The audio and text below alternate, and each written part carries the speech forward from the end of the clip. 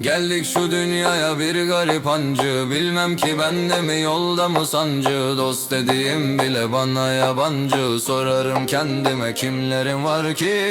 Felek sillesini vurdu başıma, zehir kattı ekmeğime aşıma. Bakmadılar şu gözümün yaşına, gurbet ellerinde kimlerin var ki.